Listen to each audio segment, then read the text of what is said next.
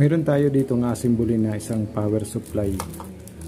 So, binili ko ito doon sa sa Raon, doon sa Quiapo.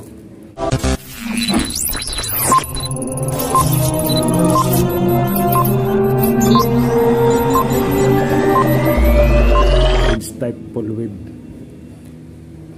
AC to DC converter. Ang input niya mga kaibigan ay 110 to 220. Tapos yung output niya ay 3 volts, 4.5, 6 volt, 9 volts hanggang 12 volts. Ang power output 750 milliampere.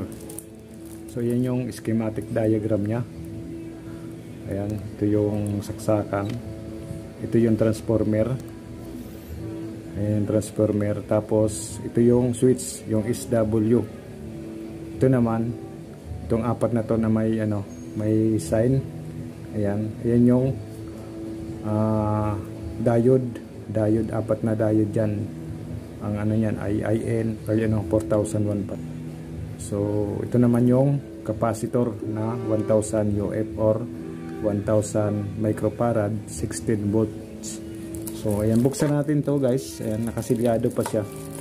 So bali binili natin to kahapon at ngayon lang natin ma-assemble.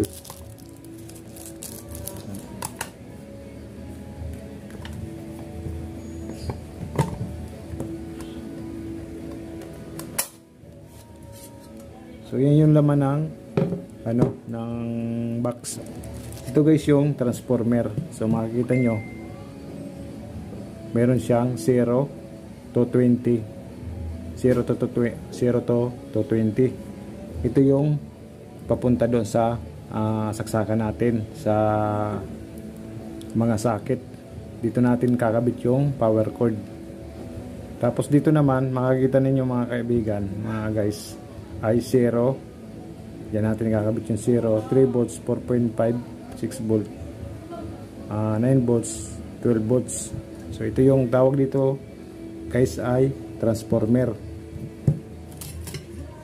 Ito naman yung ikakabit natin dito sa 0 to 20 volts. Ayan dyan. Ito yung power cord. Ang tawag dito ay power cord. Buksan natin ito.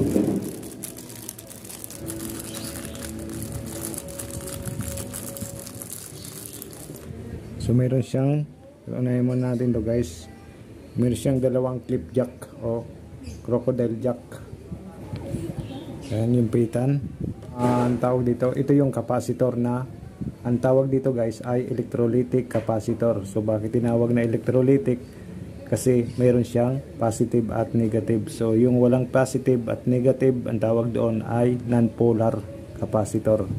So kung nakikita nyo siya, meron siyang sign na minus. Tapos dito naman sa likod, wala nakalagay. Pero hindi kayo magkakamali guys, kasi ito yung negative. Ayan, negative siya. Tapos dito naman sa kabila ay positive. So ayan yung number. Ayan, yung 16 volt 1000 UF or 1000 microfarad. Ang trabaho nito para patasin yung current or mag-store ng voltahe. Ito naman guys, itong diode na to, ayan, apat yan. Ayan, apat na diode. Ang tawag dito ay rectifier diode. Bakit tinawag na rectifier diode? Yung kuryente o yung current dito guys na nanggagaling ay AC pa or alternating current. So kapag nilagay natin dito ang labas ng kuryente ay magiging DC, magiging direct current na. So ito yung nagme-maintain ng flow of current sa isang direksyon lang. So ito yung rectifier diode. Bali apat siya. Ang ang number nito ay IN 4001. So makikita nyo naman dyan may number. Ayan, may number siya. So may guma para doon, para hindi siya magasgasan yung tawag dito, itong wire. So ito yung guys, ito yung selector switch. So may selector switch dyan. Selector switch. Yan yung selector switch. Tapos mayroon pang LED or light emitting diode. Yan, pula. Ayan. Siyempre, kailangan itong resistor. So, yan, may resistor siya guys. Meron siyang brown, black at brown, black at red. 8 watts to. 1.8 watts. So, ang gagawin natin guys ay yan. Gilid muna natin yan. So, ngayon guys, sisimulan na natin mag-assemble ng ating power supply. So, mayroon tayo dito na iba't ibang kulay na ng wire. So, unahin muna natin tong black.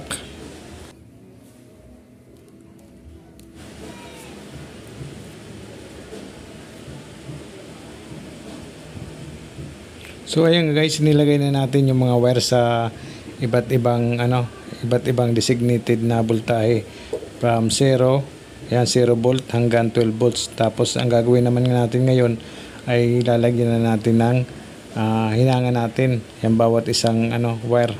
So iba't ibang kulay guys ng wire para hindi tayo malito. Kailangan may iba-ibang kulay ng wire. So ang kulay diyan ng wire ay black, violet, yellow, orange, blue at red. So yung red ay sa 12 volts. So kung nakikita nyo yan guys, ay hinihinang natin ng maigi para hindi matanggal yung wire doon sa transformer. So ang output nya guys ay DC na, direct current na yan kasi nasa secondary winding. Tapos ang gagawin naman natin ngayon ay ilalagay na natin dito sa switch. So ayan, kung nakikita nyo, yung kulay violet guys, ay yan yung 3 volts. Ang sunod naman ay 4.5 volts na kulay yellow. So kulay yellow yan guys, hinangan na natin para kumapit. So dyan guys, hininangan ko yung dalawang wire.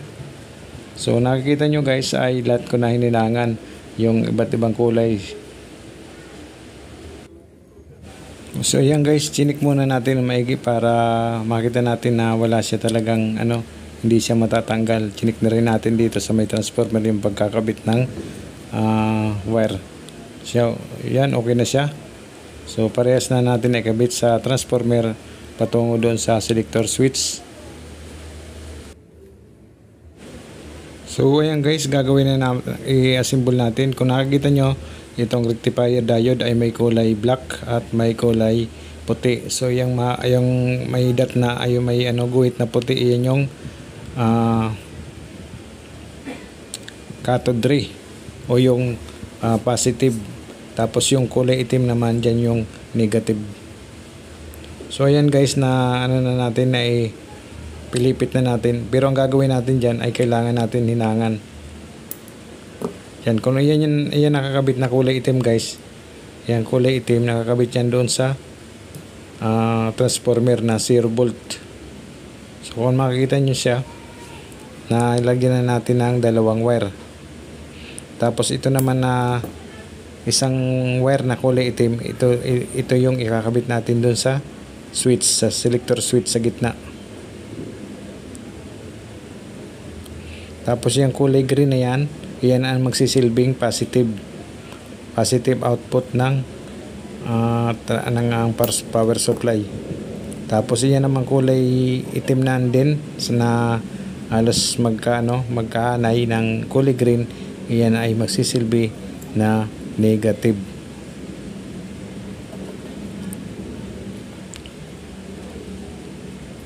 So yan dinidikit ko niyan guys. Yan makita nyo, yan yung palabas or yung output. So yung isang sinasabi ko kanina guys, dito natin ikakabit sa gitna. Ayan, kabit na natin.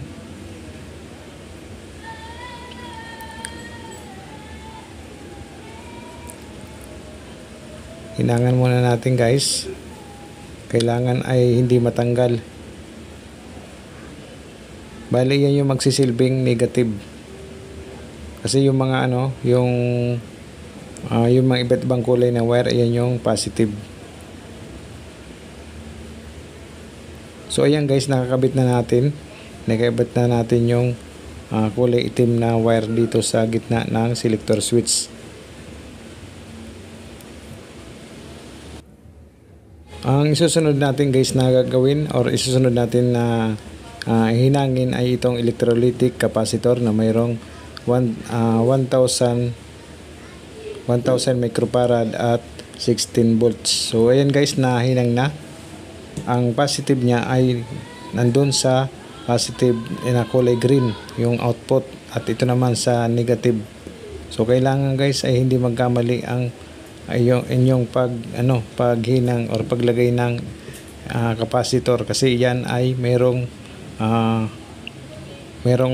positive at negative. Hindi pwedeng magkabaliktad, kasi pag nagkabaliktad yan, putok. So isusunod naman natin itong LED. So yung LED dito natin ikinabit yung natin yung anong tawag dito, itong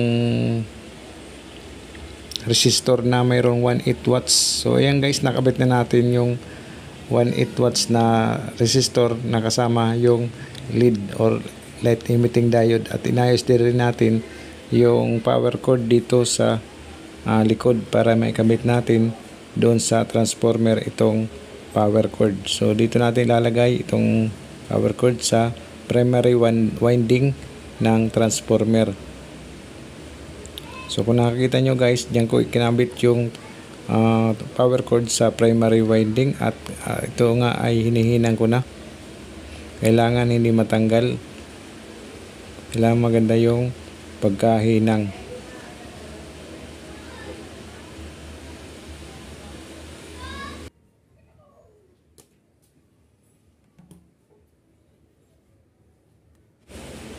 So ayan guys, nahinang ko na. Ang gagawin naman natin, itong transformer na ito ay lalagyan na natin dito sa box. Tapos lalagyan na rin natin ng tornilyo. So bali binuhol ko nga pala dyan guys yung power cord para hindi mabunot. Kailangan pag naglagay kayo dyan sa loob ng box, kailangan i-buhol niyo para hindi mabunot. So ngayon guys, nilagyan ko na rin ng tornilyo. Kaya hindi ko na rin pinakita kasi para madali natin magawa. Tapos ilalagay ko na rin dyan guys yung selector switch. Yan, yung selector switch.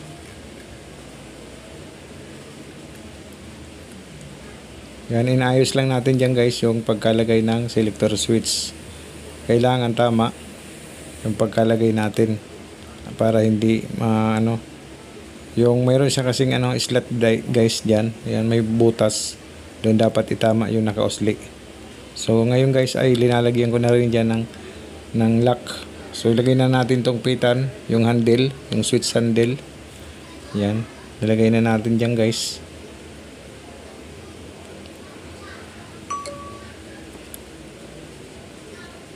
So ngayon, ang susunod natin gagawin ngayon guys ay ayusin na lang natin itong LED. Tapos itong LED or light emitting diode na may kasamang resistor na mayroong 18 watts, itatap natin dito sa kulay violet na wire. Itong violet na wire ay mayroon siyang 3 volts. So dyan natin ikakabit guys yung LED na may kasamang resistor. So kinabit na natin guys yan. Nakita nyo, nakabit na natin.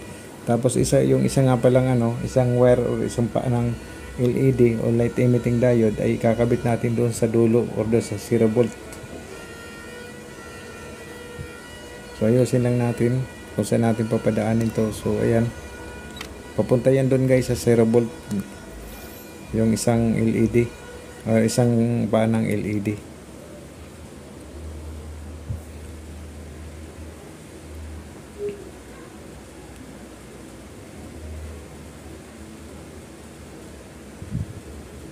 So ikabit na natin guys. Ayan, ihinang na lang natin.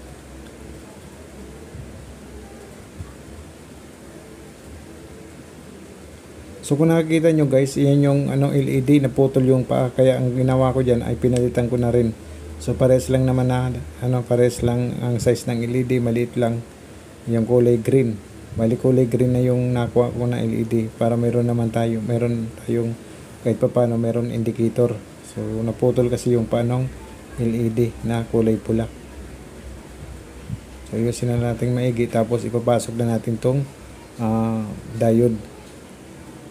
Tapos ito naman na itong wire na input or output ng output niya ay pinadaan ko na rin doon sa may kasama ng power cord.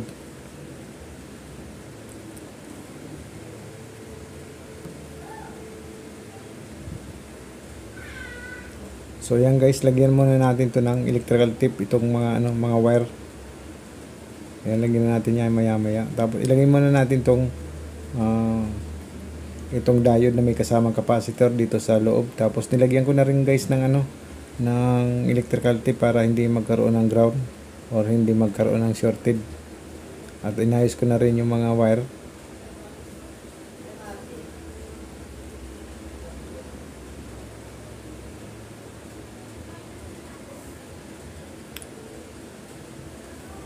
So lagyan muna natin guys ng tape para hindi magkabuhol-buhol. Ayan. So ilagay na natin sa gilid lang.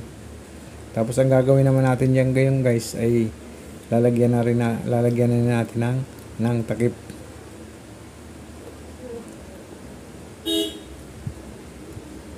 So ayan guys, lalagyan na natin ng takip para ma-testing natin kung okay na ba itong ating ginawa na power supply. So ayan guys, nailagay na natin yung takip. Ang gagawin naman natin ngayon ay sasaksak natin dito sa saksakan o sa kuryente para makita natin kung okay na itong ating ginawang power supply. So bali ang kulay blue dyan represent sa positive at yung kulay green naman ay represent sa negative. Yung wire na yan guys, kung nakikita nyo. So nakikita nyo guys, may ilaw na siya. On the spot guys, may ilaw na kasi yung ginawa natin, itinap natin yung LED doon sa 3 volt tapos sa 0 volt ng transformer. Kaya kapag sinaksak natin siya guys ay mayroon na agad siya ng ilaw. So hindi naman pwede doon guys sa iba't ibang pwede sa 12 volts, sa 6 volt kasi baka masira yung masira yung tawag dito, yung ilaw natin kasi maliit lang yung resistor. Saka na lang nating dadagdagan o ilalagay natin sa 12 volts yung resistor ay yung LED kung mataas na yung wattage ng resistor. So ang ginawa naman natin diyan guys ay susukatin natin yung output. So ang gamit natin ngayon guys ay digital tester. So inayos ko lang, linagay ko, sinit ko diyan sa DC or sa direct current para ma-tester or masukat natin itong output ng ng ating ginawang power supply. So yung kulay brown na yan pala, hindi gray. Gray. Tapos lagay natin sa kulay blue. So ayan guys, pinihit ko na. Meron siyang 3.26 or 28 volts DC. Tapos lagay natin, meron din siyang 5 volts. Meron din 7 volts. At meron 11 volts. Yung pinakalas niya guys ay meron 15 volts pataas. So yung maximum niya ay sa 15 volts. So yung 12 volts kanina nakita natin doon sa nakalagay 12 volts, ngayon ay 15 volts ang output ng ating ginawang power supply. So ayan guys, para ma-discharge yung yung voltahe doon sa power supply kahit nakatanggal na yung power cord, ang ginagamit natin ay yung soldering iron. So ikabit nyo lang diyan sa soldering iron yung dalawang wire ng output ng power supply. Matatanggal na or ma-discharge na yung voltahe na galing doon sa capacitor kasi nag-i-store yan ng capacitor. So ayan guys, natanggal na yung voltahe ng capacitor o yung power supply. So hanggang dito na lang guys at maraming po salamat at sana po ay natutunan nyo ang ating ginawa. Thank you po.